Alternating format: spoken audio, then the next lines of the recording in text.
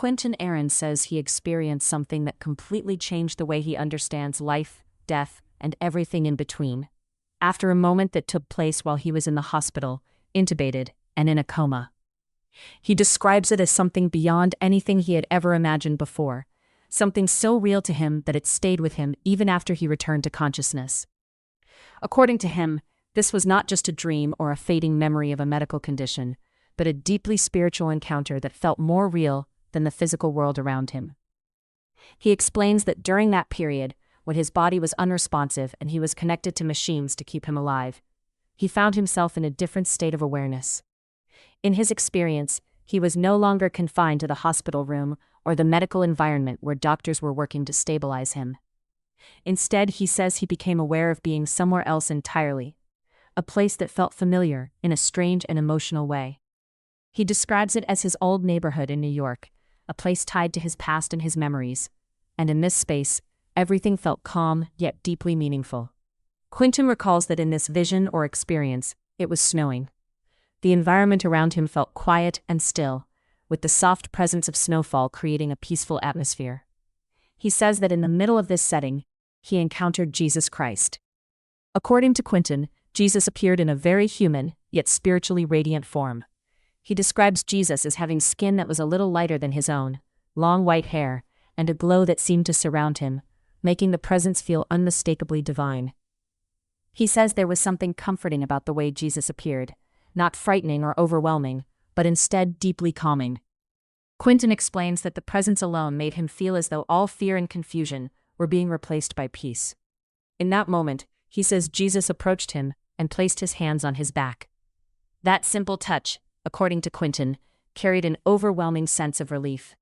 He describes it as if every bit of pain he had ever felt in his body or spirit instantly disappeared in that moment. He emphasizes that the experience was not just visual, but deeply physical in sensation. Even though he was in a coma in the hospital, he says this moment felt completely real, as though he was truly there in that snowy environment. When Jesus placed his hands on him, Quinton says he felt an immediate release of suffering, as if every burden he carried had been lifted away. The pain he had been dealing with before entering this state no longer existed in that moment.